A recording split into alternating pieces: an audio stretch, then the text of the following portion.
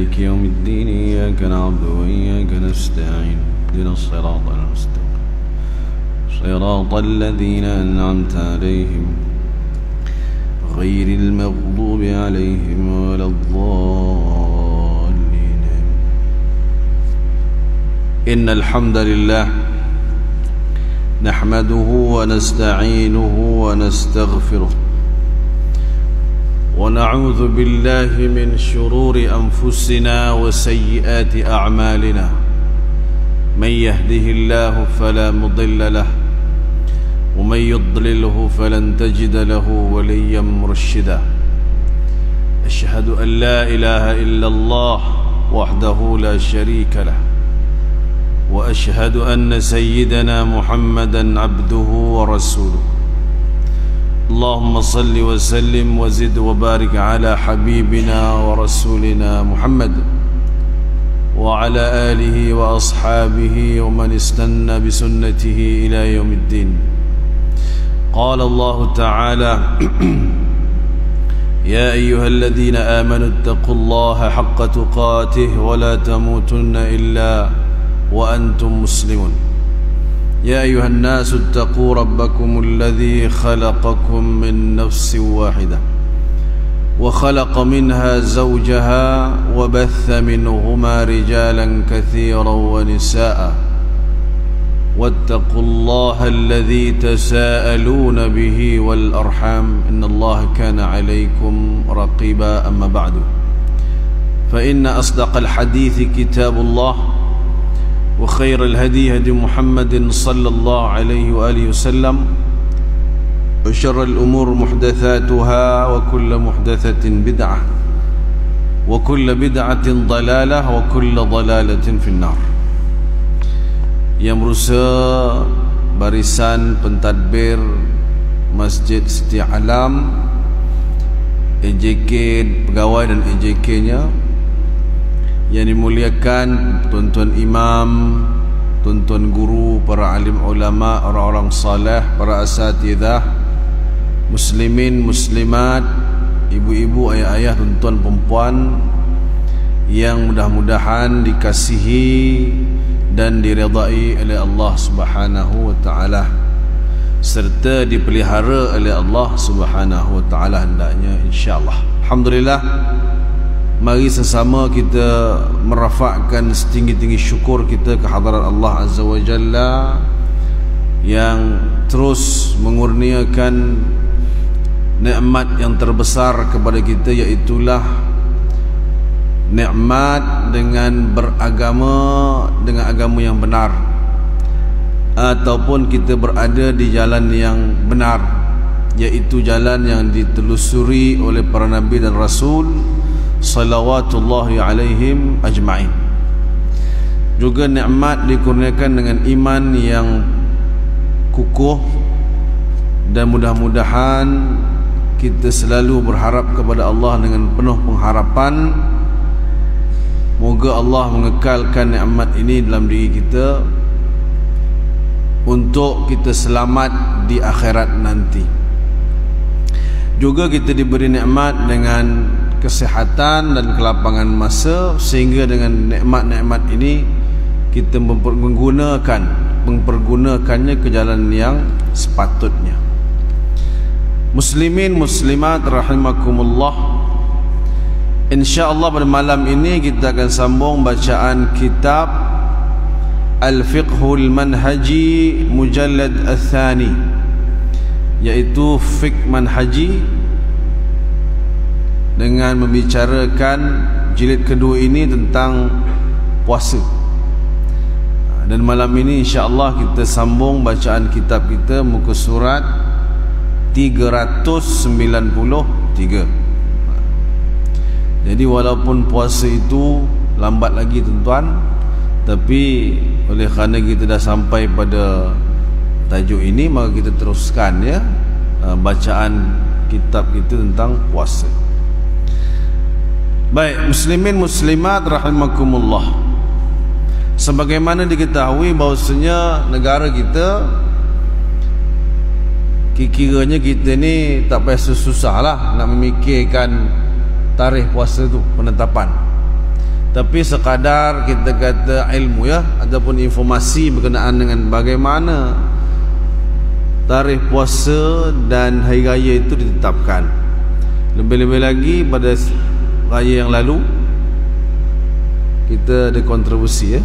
Setengah orang menganggap kontroversi, setengah orang menganggap takdir lah, sepatutnya takdir lah tuan-tuan. Tapi oleh kerana tak siap apa-apa tu yang jadi kontroversi. Jadi kita malam ni cuba untuk mengetahui ya cara bagaimana tarikh puasa itu ditetapkan dan tarikh hari raya itu ditetapkan. Kata penulis, penetapan bulan Ramadan adalah berdasarkan salah satu daripada dua perkara berikut. Pertama, melihat anak bulan Ramadan yang dipanggil ru'yah. Ru'yah dengan ejaan ra, waw, atas waw tu ada hamzah, ya dengan ta marbutah. Kalau ruqyah, yang orang masuk setan tu, itu di ruqyah. So dia punya Melayu dia R-U-Q. Jadi ruqyah. Kalau ini ru'yah ya, bukan ruqyah tu, nanti kita samakan pula dengan mengubat orang masuk jin. Ru'yah ni dia perkataan asalnya ra'a, melihat. Taib. Melihat anak bulan dipanggil ru'yatul hilal. Hilal itu adalah anak bulan. Dia bulan ni tuan-tuan, dia kalau tukar saiz, tukar namanya. Kalau bulan mengambang dipanggil al-badr. Kan Nabi kan disifatkan dengan badr, bulan purnama. Tala'al badru alaina, telah muncullah bulan purnama ke atas kita. Nabi lah SAW, dia tak panggil tala'al hilalu. Hilal ialah anak dia, ataupun bulan sabit gitu kan. Macam-macam orang buat tu. Bulan sabit tu dia bubuh pampers lah, apalah, menangis lah sebab dia anak. Nak bagi orang faham, sampai macam tu nak bagi orang faham. Bagi puting lah, puting tu lah ya. Nak bagi orang faham, itu namanya hilal. Pada malam 30 Syakban. Ini boleh berlaku apabila seorang saksi yang adil menyatakan kesaksiannya di depan qadi bahawa dia telah melihat anak bulan. Ini kita panggil cara dulu. Dia tak ada komiti ya, ataupun tak ada jawatankuasa yang menetapkan tarikh-tarikh tersebut. Kita sekarang semua negara ada jawatankuasa, ada komiti dia. Dan wajib komiti itu di kalangan orang-orang yang adil. Adil itu maksudnya apa? Tidak melakukan maksiat yang besar ataupun kecil secara berterusan. Maknanya dia kena salat. Salat tu tuan, syarat utama jadi adil ni. Kerana orang ni selalu menganggap begini, walaupun dia jarang salat tapi dia tak pernah menipu. Tapi syarat Allah kepada perkara ni tak boleh. Salat mesti jangan jarang-jarang, mesti selalu. Dan itu sifat satu orang yang panggil adil. Sebab tu kalau orang saksi menikah, kalau tak salat ditolak dia. Kan tuan-tuan kan? Sebab tu tuan-tuan kalau tengok imam tu dia mesti bawa saksi dia. Bukan tu maksud kroni dia, tapi dia kenal saksi dia tu tidak pernah tinggal salat. Kecuali hari tu saksi dia MC, macam ni tengah-tengah cuti ni kan, banyak orang cuti, jadi dia celup-celup jugalah saksi yang ada pada majlis itu. Tapi sepatutnya tidak, kerana nama saksi dia perlu adil. Adil ni bukan maksud adil begini tuan-tuan, jadi macam mana ya, jadi hakim pula, tidak. Adil tu maksudnya ialah tidak melakukan maksiat yang besar, tidak meninggalkan kefarduan, maksud adil. Jadi orang-orang yang serupalah pada zaman itu, kalau ada satu orang yang percayai dan dia tidak menipu, dia salat tak pernah tinggal, puasa tak pernah tinggal, dan tidak melakukan dosa besar, maka dia boleh dipercayai penyaksiannya. Jadi kalau orang tak tentu hala tiba-tiba datang kat qadi, saya nampak anak bulan, tuan qadi ataupun tuan imam, mimpinlah. Macam mana anak bulan tu? Bentuknya 4 segi katanya. Jadi boleh percaya tak tuan? Tak boleh lah. Gitu. Jadi sekarang ni, sebab itu sekarang ni pakai, kalau orang pegang gambar kamera semua sebagainya tu kan, masih lagi tidak boleh diterima dalam sistem qada syar'iyah ya, sistem undang-undang syarak. Kerana daripada dulu memang disebutkan dengan saksi. Penzinaan, nak mensabitkan zina kena ada saksi, 4 orang lelaki yang adil. Dan nak mencari itu kan senang, ya. Kebanyakan yang tengok ni tak adil biasanya. Yang suka-suka tengok benda-benda gini ni manusia-manusia yang tidak berapa adil. Betul, kalau video tak diterima, ya, sopalah dengan ni. Satu, cara yang pertama ialah ada orang nampak anak bulan dan dia kenal tu anak bulan. Yang penting itu. Kalau kita memang tak nampak, melainkan kena guna alat dia tu teropong tu kan, kena guna alat tu baru nampak. Itu pun orang yang pandai setting je tau. Kalau kita tak tahu apa-apa, tiba-tiba tengok tak nampak apa pun kata dia ada alat tu kan. Melainkan tuan-tuan ada satu tempat yang tinggi mungkin yang boleh tengok tanpa alat. Wallahu alam, ya. Sebab saya tak pernah pun tengok benda ni. Kursus pernah pergi dulu, lama lah tuan-tuan, tak ingat. Cuma dalam kursus tu cerita tentang alat-alat zaman dulu yang pakai robot mujayyab tu, macam geometri. Ni teropongnya. Tapi tengok live 30 Syaban tak pernah. Sebab tak pernah ada orang offer, ya. Kalau ada orang offer nak ikut tengok macam mana rupanya bulan hilal tu. Tapi tak ada orang offer, tak ada, tuan kan. Jadi orang-orang yang biasa tengok ni ialah yang bekerja di Jabatan Mufti dan sebagainya, yang berkaitan dengan falak, dipanggil falak. Baik. Yang kedua, cara yang kedua ialah mencukupkan 30 hari bulan Syaban. Ini berlaku apabila susah melihat anak bulan disebabkan awan tebal, ataupun saksi yang adil tak datang menyatakan bahawa dia telah melihat anak bulan. Ketika itu disempurnakan bulan Syaban itu 30 hari, kerana itu adalah asal keadaan selagi mana tidak datang perkara lain yang bertentangan dengannya. Jadi kalau sukar nak menghasilkan image yang betul nampak hilal itu, maka dikonvert kepada mencukupkan 30 hari, ya, ikmal 30 hari. Jadi sebenarnya negara kita menggunakan kaedah itu, ru'yah dan hisab, tengok dan juga kira. Jadi ceritanya dulu nak nampak anak bulan tu susah, ya tuan-tuan. Kadang-kadang mendung. Negara kita kan macam tu kan. Jadi dihimpunkan dua tu dan dikira 30 hari cukup. Tetapi ru'yah kena tengok juga. Kod-kod dah kira-kira dalam kalender, patutnya raya lusa, malam ni tengok keluar dia anak bulan tu. Jadi kena raya besok lah. Jadi pada tahun kita sekarang, tahun yang itu, ya, kita dah standby kan. Daripada dulu memang kalendernya tepat, kalender kuda tu. Tiba-tiba, bukan tiba-tiba, takdir Allah SWT nak menampakkan anak bulan tu, kena raya lah.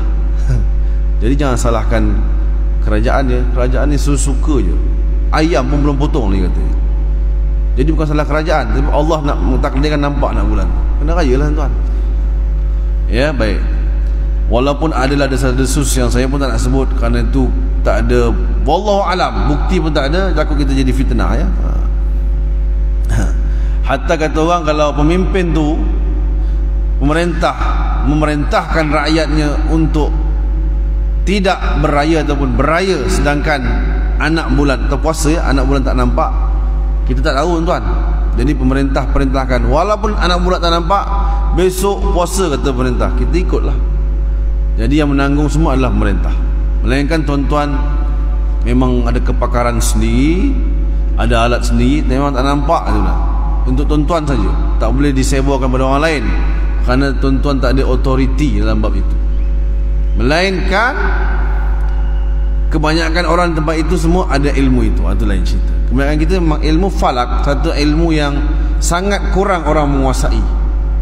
Ada tak macam ilmu fiqh biasa tuan-tuan. Macam kita ilmu fardu ain ramai orang menguasai. Tapi ilmu falak antara ilmu yang sangat jarang dikuasai oleh kebanyakan orang, ya. Serupa juga dengan ilmu faraid, samalah. Dua ilmu ni yang sangat jarang dikuasai. Sebab itu kalau betul-betul orang itu ada kepakaran dalam ilmu falak, maka dia boleh nampak anak bulan, dia tahu itu anak bulan, dan dia nampak anak bulan pada malam itu, maka besoknya dia kenalah sama ada raya ataupun dia puasa, ya. Baik, dalil kenyataan di atas ialah sabda Rasulullah sallallahu alaihi wasallam, sumu li ru'yatihi wa aftiru li ru'yatihi fa in ghamma 'alaikum fa akmilu 'iddata sya'bana 30 yawman. Kata Nabi sallallahu alaihi wasallam, sumu li ru'yatihi, puasalah oleh kamu semua kerana kamu melihatnya. Maksudnya kalau kamu melihatnya, kamu kena puasa. Dan aftiru li ru'yati, dan berbukalah kerana melihatnya. Mana raya lah, kalau kamu lihat dia pun kamu kena raya. Fa in ghumma alaikum, sekiranya kamu terhalang ataupun tak clear tuan ya daripada melihatnya, fa akmilu, maka sempurnakanlah iddata sya'bana 30 yawman, bilangan Sya'ban selama 30 hari. Kerana bulan Islam itu 29 atau 30 ya. Dia tak jadi 31, 9.30 dan 9.30. Jadi kalau ditakdirkan 29 malam tu tengok 6 bulan, keluarlah 6 bulan apa ni puasa, wajib berpuasa. Itu ya. Kemudian daripada Ibnu Abbas radhiyallahu anhu, katanya seorang Arab Badui datang menemui Rasulullah sallallahu alaihi wasallam lalu berkata, sesungguhnya aku telah melihat anak bulan Ramadan. Ini Badui ni. Sabda baginda SAW, apakah kamu menyaksikan bahawa tiada Tuhan yang disembah melainkan Allah? Katanya, ya. Tanya baginda SAW, apakah kamu menyaksikan bahawa Muhammad itu utusan Allah? Jawab Badui tadi, ya. Kemudian Nabi SAW bersabda, wahai Bilal, isytiharkan kepada orang ramai, hendaklah mereka berpuasa pada esok hari. Jadi Badui ini biasanya dalam banyak hadis Nabi sallallahu alaihi wasallam, Nabi kadang-kadang dia sebut seorang Badui kan. Badui ini kita panggil simbol kepada orang kampung yang biasanya tak ada pengetahuan biasanya ya. Ini bukan menghina kaum Badui ya tuan-tuan. Sedangkan Badui sekarang kan hebat-hebat orangnya. Jadi zaman-zaman dulu begitu, bila inilah kalau orang bandar sudah Islam, biasa Badui belum Islam macam tu. Sebab tu kalau tuan-tuan tengok hadis, selalu Badui ni dia buat benda pelik-pelik. Kadang-kadang dia kencing dalam masjid, kan sebutlah hadis tu kan, kencing dalam masjid. Ada satu Badui tanya, dia kata apa, ya Rasulullah, aku minta izin untuk berzina. Kan pelik-pelik soalan tu, kerana mereka tu memang macam tu. Jadi kali ini dia datang jumpa Nabi, dan dia kata dia tengok anak bulan. Tapi Nabi syaratkan mesti Islam baru penyaksian diterima. Itu maksud dia. Sebab tu Nabi suruh mengucap. Cuma Nabi tak kata mengucap syahadalah. Nabi tanya dia, anta syahada an la ilaha illallah, hal tashhada anna rasul Muhammadan Rasulullah? Kan dia jawab ya. Ya, saya menyaksikan Allah Muhammad itu putra Allah, saya bersaksi bahawasanya tiada Tuhan melainkan Allah. Maka Nabi perintahkan kepada Bilal untuk mengisytiharkan esok ialah puasa. Jadi kadang-kadang dia tengok, mudah Nabi ni pakai Badui je. Pakai Badui je dia punya indikatornya. Tapi oleh kerana Nabi SAW ya, bila Nabi pilih itu adalah yang paling bagus lah maksud ya. Jangan dicontoh kita ni mentang-mentang Nabi buat kita ambil orang tapak mana-mana, boleh lah kot sebab Nabi pun ambil Badui elok ya katanya. Itu sebagai kisah ataupun antara dalil ya, yang mengatakan bila melihat anak bulan pun sudah memadai, dengan syarat dipercayai orang itu. Dan Nabi SAW percaya dengan orang Badui ni, maka jadilah ya puasa besoknya. Baik. Dengan ini apabila anak bulan kelihatan di suatu negeri ataupun bandar itu, maka penduduk negeri bandar yang berhampiran dengan negeri yang melihat anak bulan itu wajib berpuasa. Jadi kalau tempat itu nampak anak bulan, sekitarnya dekat-dekat itu wajib berpuasa. Manakala penduduk negeri-negeri yang jauh tidak diwajibkan, kerana negeri-negeri atau bandar yang dekat seperti Damsyik, Hims dan Halab ni bandar-bandar di Syria tuan-tuan ya. Kerana kitab ini penulisnya ulama Syria. Jadi dia contohkan tempat dia lah. Kalau ulama Malaysia contohkan Malaysia lah. Selangor, apa lagi, Negeri Sembilan mungkin, Perak mungkin ya. Tapi ini Syria, jadi bandarnya seperti Damsyik ataupun Dimashq, Hims dan Halab ataupun Aleppo ya, yang kena semua dah hancur semua tu buat sekarang. Semua bandar-bandar ni semua dah habis ya, dikerjakan habis tuan. Dihukumkan sebagai satu negeri. Jadi Damsyik, Hims dan Halab satu negeri. Beza dengan negeri-negeri bandar yang jauh seperti Damsyik, Qahirah dan Makkah, ini lain negara lah. So kita macam Malaysia ni 14 negeri tu adalah dikira satu negara, satu negeri lah. So kalau masuk mana yang jauh tuan? India dah jauh lah ya. Singapura pun boleh dikira dekat dengan kita. Singapura, Brunei. Macam ni dia bagi contoh Damsyik dengan Qahirah, jauh lah. Jauh tuan ya, Damsyik Qahirah jauh. Makkah jauh. Semua tu perjalanan kalau nak kapal terbang tu antara bandar-bandar ni dalam 2 jam lebih tu ya. Kira jauh lah. Baik, ukuran jauh dekat adalah berdasarkan kepada perbezaan matlak, iaitu tempat terbit anak bulan. So ini adalah di bawah ataupun di bawah kepakaran ulama-ulama falak ya, ulama-ulama kaji bintang lah gitu. Jadi kita tak payah susah nak pening kepala mikir kan ya, kerana kita dah ada bahagian itu di Malaysia. Jadi kita tunggu kat TV je tuan.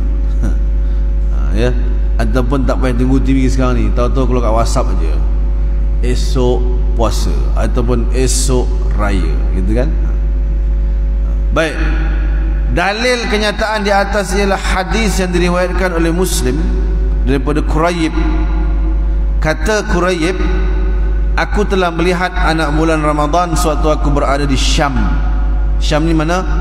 Kita letak Syria gitu ya, biar senang. Sebenarnya Syam tu adalah kelompok negara Syria, Palestin, Jordan dan juga ada setengah menyebut dengan Lebanon ya, wallahu alam. Tapi yang pastinya Syria, Palestin, Jordan. Dulu dipanggil Syam. Aku melihatnya pada malam Jumaat. Kemudian aku pergi ke Madinah pada akhir bulan. Lalu Ibnu Abbas radhiyallahu anhu bertanya kepadaku, bila kamu semua melihat anak bulan? Jawabku, kami melihatnya pada malam Jumaat. Katanya, apakah kamu yang melihatnya? Jawabku, iya, dan orang ramai juga telah melihatnya. Lalu mereka semua berpuasa dan Muawiyah juga berpuasa. Jadi ini ceritanya selepas zaman Nabi SAW ya, Nabi wafat. Sebab dimentionkan nama Muawiyah khalifah itu. Katanya, kami semua melihatnya pada malam Sabtu. Kami terus berpuasa sehingga sempurnanya 30 hari, ataupun kami akan melihatnya. Aku berkata, Quraib kata apa? Apakah tak cukup dengan ru'yah Muawiyah dan puasanya? Katanya, tidak. Beginilah kami telah diperintahkan oleh Rasulullah sallallahu alaihi wasallam. Baik, kita baca dia punya ulasan bawah tu. Berdasarkan hadis ini, para ulama mengatakan apabila puasa tidak diwajibkan terhadap penduduk negeri yang jauh, lalu seseorang penduduk negeri yang telah melihat anak bulan bermusafir ke negeri tersebut, maka dia hendaklah berpuasa bersama mereka di akhir bulan, walaupun dia telah menyempurnakan puasa selama 30 hari. Baik, dia ni puasanya awal. Macam kita kan, kadang-kadang Saudi awal, kita lewat. Macam itulah. Jadi negeri tersebut puasa awal dan dia sudah habis sepatutnya. Tapi besoknya dia pergi musafir ke negeri yang satu lagi yang puasanya lewat sehari.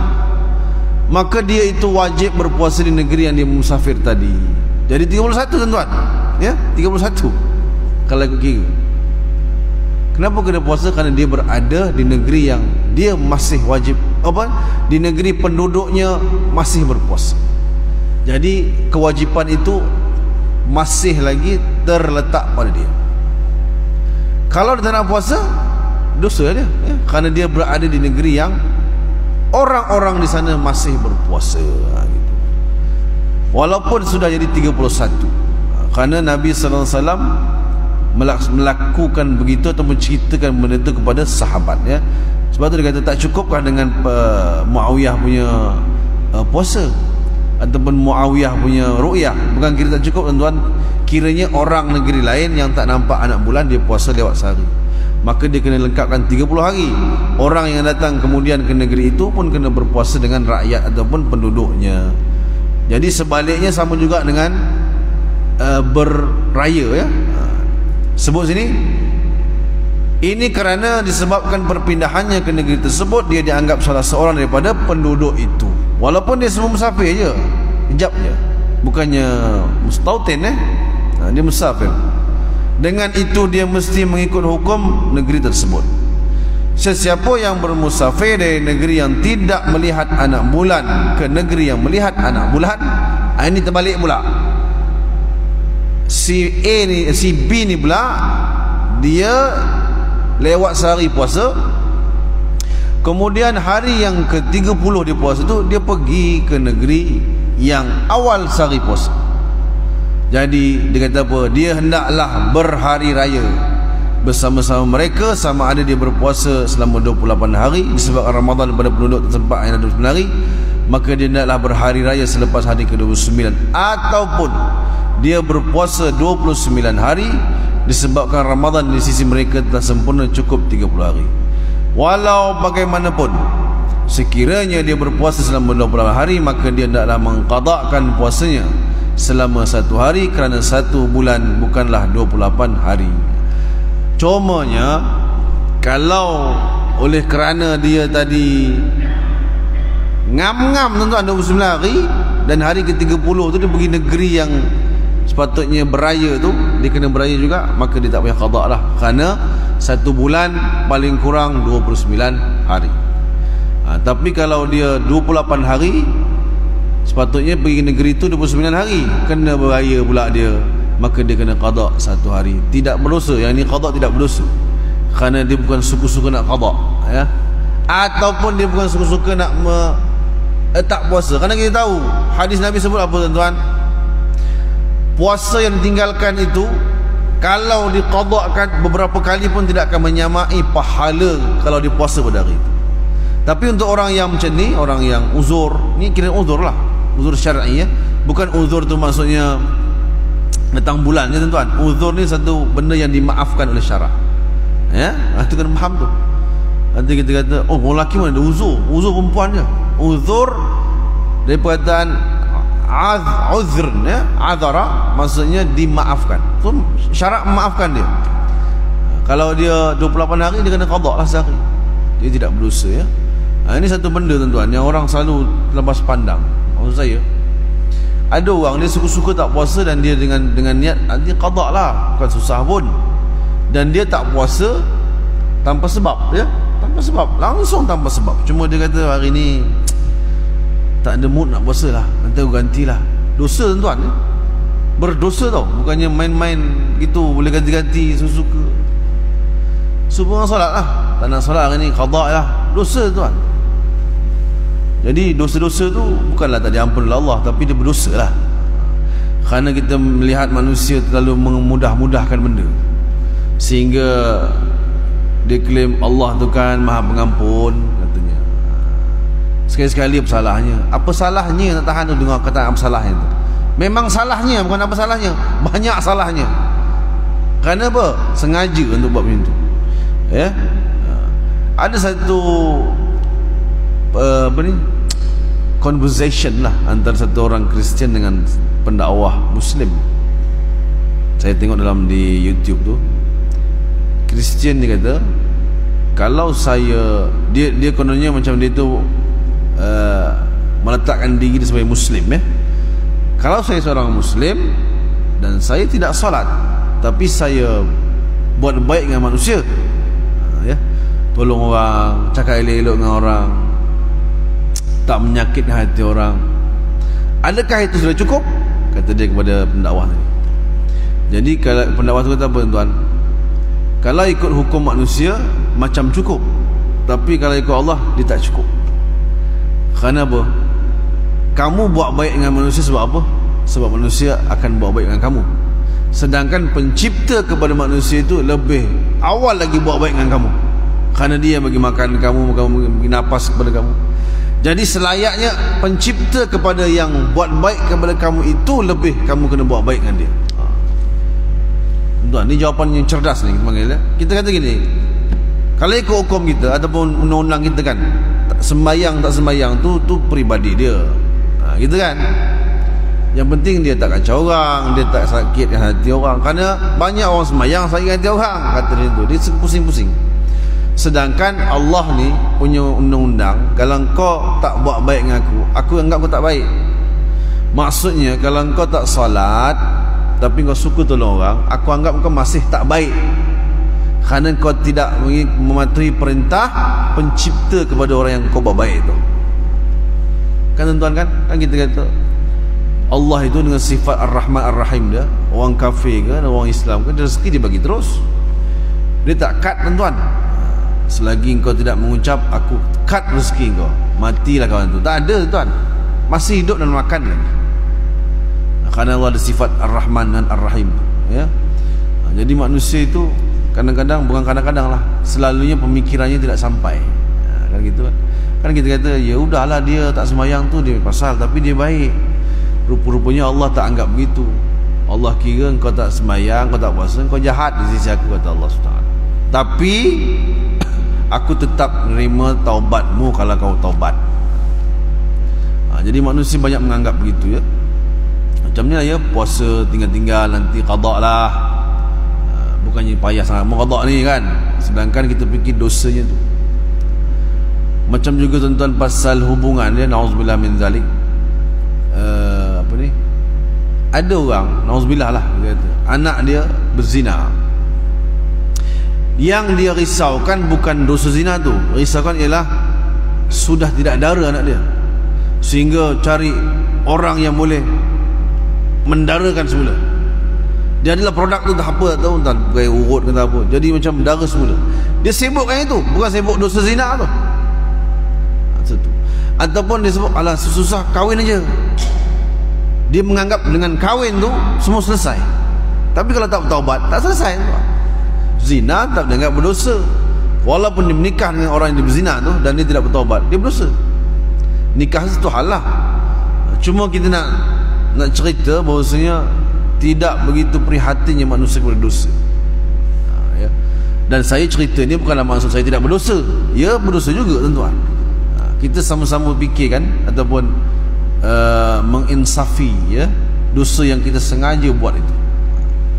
Termasuklah ini, ya, tidak puasa, melengah-lengahkan puasa, apa ni maksud saya, memandang enteng, ya, kepada ibadat puasa.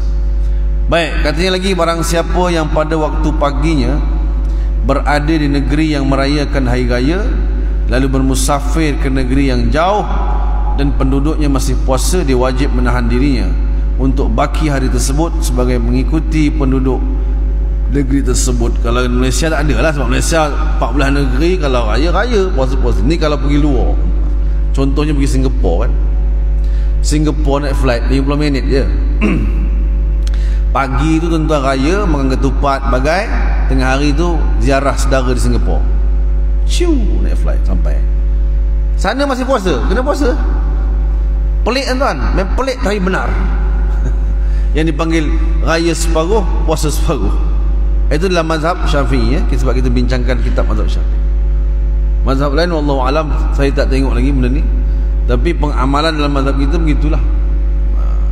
Kod-kod lah. Macam tahun ni pun saya ingat begitu kan. Sikit tahun ni kita berbeza dengan negeri lain kan, raya tu. Kita raya dulu, ada yang ataupun raya kemudian, gitu kan. Sepatutnya negeri dekat ni biasa sama, tapi tahun ni dia ada kelainan sikit. Jadi itu semua nak bagi contoh kan. Kalau kita kata ada ke perjalanan pagi boleh raya, pergi negeri petang tak raya? Kalau dulu mungkin naik kuda tak sampai ke Singapura, ya, pagi naik kuda sampai Singapura dah malam. Tapi oleh kerana ada kapal terbang 50 minit orang pergi. Kereta pun kalau nak kereta yang tak payah pedulikan speed trap pun boleh sampai petang tu. Maksudnya pagi sampai petang kan. Yang penting apa ni, semua urusan immigration senang lah, sup termasuk. Jadi petangnya dia kena berpuasa dengan penduduk di situ. Baik, seterusnya syarat wajib puasa dan syarat sah puasa. Syarat apa? Oh, ada sikit lagi. Puasa Ramadan menjadi wajib apabila sempurnanya perkara berikut. Baik, kalau ada perkara yang kita sebut nanti, maka orang itu dikira wajib berpuasa. Kalau tak ada perkara itu, dia belum wajib puasa, tapi masih dikira digalakkan puasa, ya. Nombor satu iaitulah Islam. Puasa tak wajib kata orang kafir, dengan makna di dunia dia tidak dituntut untuk puasa, kerana puasa adalah cabang kemasukannya ke dalam Islam. Jadi jangan faham gini, senang jadi kafir lah, tak wajib puasa. Di dunia tak tuntut, tapi di akhirat dia tuntut. Gitu. Maksudnya kalau kamu non muslim tak wajib puasa, tapi kalau nak puasa boleh tuan-tuan, boleh aja. Dia tidak dikata berdosa kau puasa, tak ada, kerana hukum tu tidak takluk pada dia, tapi dia boleh puasa. Cuma tak dapat apa-apa, pahala pun tak dapat, apa tak dapat, pengalaman mungkin dapat lah, pengalaman. Jadi orang-orang yang bukan Islam kalau nak buat macam ni, tuan-tuan jangan halang dia, melainkan dia ada unsur penghinaan dan jelas menghina, ya. Kalau tak, biarlah dia puasa, dia pun tak menyusahkan siapa-siapa kan. Cuma jangan sampai nanti dia puasa dia buat conclusion Islam ni tak bagus, membiarkan umat ni kelaparan. Itu kita tak mahu, yang itu boleh dihalang, ya. Kalau setakat dia nak belajar puasa, tak ada masalah, tidak berdosa, kerana dia tidak dituntut pun. So dosa pahala tidak ada pada dia, melainkan nanti dia akan dituntut di akhirat, ya. Baik, selagi mana dia tidak masuk Islam, maka dia tidak ada makna bagi puasanya, dan tidak ada makna dia dituntut untuk berpuasa. Adapun di akhirat mereka akan disiksa kerana kekafirannya dan kerana dia meninggalkan cabang-cabang Islam itu. Itu kalau dia tak dan mengucap. Kalau dia dan mengucap sebelum mati, selamat dia tuan-tuan, ya. Itu yang banyak orang dengki tu. Untung aja dia orang kafir katanya. Untung nak mati esok dia mengucap. Tuan-tuan, mengucap ni bukan boleh dirancang-rancang tau. Jangan besok nanti nak mati baru mengucap lah. Tak boleh rancang, tuan. Banyak contoh orang nak mati disebut Allah pun tak bunyi, tuan-tuan. Dia bukan boleh plan nanti nak mati beberapa ketika asyhadu an la ilaha illallah. Jangan kata asyhadu an la, Allah pun tak berbunyi kadang-kadang tu.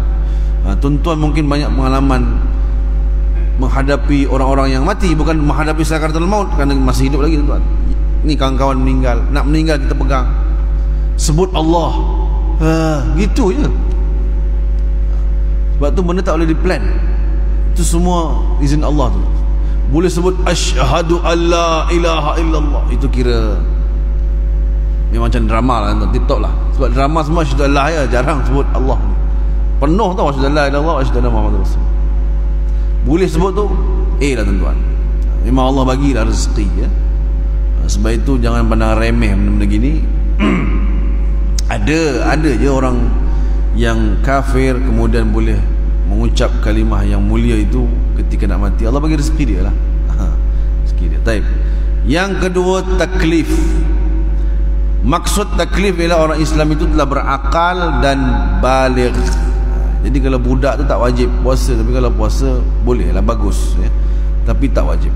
Sekiranya hilang salah satu daripada dua sifat ini, iaitu akal dan juga baligh, maka jatuhlah daripadanya sifat taklif. So tak ada pertanggungjawaban. Apabila jatuh sifat taklif, maka dia tidak dituntut sedikit pun melaksanakan tugas-tugas keagamaan. Dalilnya ialah hadis daripada Ali radhiyallahu anhu, Nabi sallallahu alaihi wasallam rufi'al qalamu an thalathah, 'anil naimi hatta yastayqidh, wa 'anil sabiy hatta yahtalim, wa 'anil majnun hatta ya'qil. Diangkat qalam, yakni tulis tu, kan malaikat tulis amal tu, diangkat maknanya tak tulis lah, daripada tiga jenis manusia, yakni anin naim, daripada orang yang tidur sehingga dia bangun. Maka orang tidur ni kalau dia mimpi yang bukan pun dia mencarut dalam tidurnya, tak dikira, ya. Kalau dia merayap bilik orang pun tak dikira. Wa anis sabi hatta yahtalim, daripada kanak-kanak sehingga dia bermimpi baligh, yakni dia baligh lah. Wa anil majnun hatta yaqil, dan daripada orang gila sehingga dia berakal. So orang gila tak wajib puasa, budak kecil tak wajib puasa, dan orang yang tidur pun tak wajib. Bukan maksudnya tak wajib kalau dia buat apa-apa pun tidak dikira lah, maksud saya, ya, gitu. Tapi yang fokus kita ialah berakal dan baligh. So budak-budak tuntutan untuk berpuasa itu tidak wajib, tapi galakan boleh dilaksanakan kepada mereka, ya. Kerana mudah-mudahan dengan kebiasaan berpuasa itu, kanak-kanak itu akan biasa dengan puasa. Tapi banyak kita tekan puasa berbanding solat. Itu kebanyakan kita begitu. Kan? Kerana puasa ni mungkin setahun sekali gitu kan. Solat ni hari-hari. Jadi bila hari-hari ni jadi macam biasa, tuan-tuan. Cuma puasa tu siap bagi hadiah dan sebagainya. Tapi tak apalah. Mudah-mudahan mereka mendapat kebaikan, ya, insya-Allah. Baik tuan-tuan, kita berhenti setakat itu. Kita akan sambung syarat wajib puasa dan syarat sah puasa pada pertemuan yang akan datang, insya-Allah. Mudah-mudahan diberikan kekuatan Allah Subhanahu wa taala. Aqulu qawli hadza wa astaghfirullahal azim li wa lakum. Assalamualaikum warahmatullahi wabarakatuh. Sallallahu alaihi wasallam.